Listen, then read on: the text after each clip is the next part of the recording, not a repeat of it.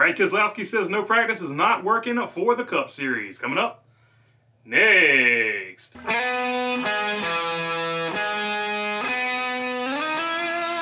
What is going on, everybody? Hope you are having a good day. All right, Steve O'Donnell says he likes the no practice model because it makes for competitive racing. Let's get to the article from John Newby at The Heavy. The decision makers at NASCAR are looking at some moves that could shake up the race weekends in 2023. Chief Operating Officer Steve O'Donnell said that the changes could be on the way for practice. O'Donnell made the comments during an appearance on SiriusXM NASCAR radio. He said that there is an argument that the racing is actually better when the drivers show up and have little or no practice. He added that the drivers have argued for more practice so they can make improvements and become more competitive overall. Okay, so you see there, he makes the argument that the racing is better because they have no practice. This obviously has a few flaws in it. We don't know if the racing is better because they have no practice, because you have not given them like a 2-hour practice to actually shake down the cars and see if the racing would be even better if they did have practice. We also don't know if the racing is better because of the new car itself. And with the exception of Martinsville, which I was there, and personally I thought it was a decent race in person, but races are always better in person. But most of the races have been pretty competitive all season, so either with the 1-hour practice or with no practice, the races have been fairly competitive and fairly interesting for the most part. So I don't know if he has a leg to stand on there, because we don't know why it's competitive. Is it the new car? Is it lack of practice? Well, the only thing we do know is that they haven't had an extended practice to make the cars better, so we don't know if it would be better if they got practice to make the racing better itself. But if you remember, the original reason that we didn't have practice and testing is because it was supposed to save teams money. Well, let's look at what Brad Keselowski had to say about it in that same article. I think we've probably saved $1 million or $2 million in travel and spent it all back in simulation and engineering to try to unload at the racetracks and not blow out tires and still be fast. Arguably, that's not working for anybody, Keselowski said in a transcript courtesy of NBC Sports.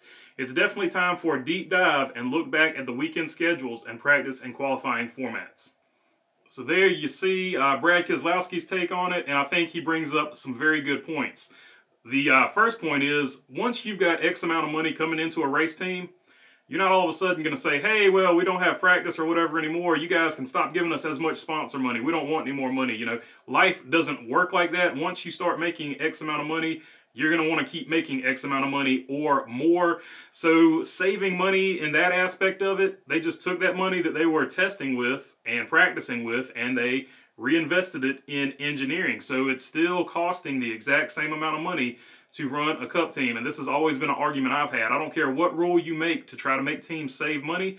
They're just going to take that money that you're making them save and spend it elsewhere. So trying to rein in costs in motorsports is a losing task. I don't care how you do it, how you try it. The only way you can really do it is put a salary cap on it and control the money that they spend on a race car. And teams are still going to cheat. Even if you do that, they're going to find ways to get around it and spend money elsewhere anyway. So I just think it's a losing effort to try to save money in motorsports. But another hidden factor in this is, now that they've gone mainly to simulation and stuff like that, all your fabricators and stuff like that, they either have to learn a new trade or, well, they have to find a new job, right? So although you'll be bringing in probably more engineers, there will be fabricators and stuff like that who are on their way out because, well, just the nature of this new car. So that is another aspect of this that's not really being talked about.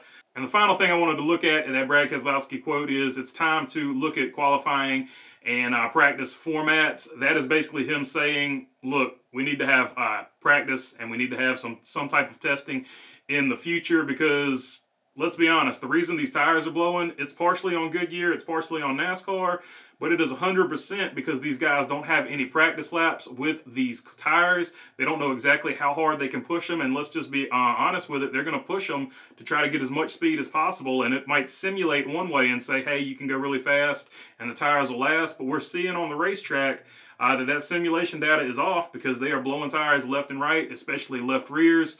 So I think at least a 2-hour practice every race would be good, because that gives a guy a chance to make a long run to see if his setup is going to abuse that tire, and if they need to make adjustments, so on and so forth. It gives them enough time to make a couple of adjustments, take a couple of swings at it in a 2-hour practice, or maybe 2 1-hour practices, however you want to do it.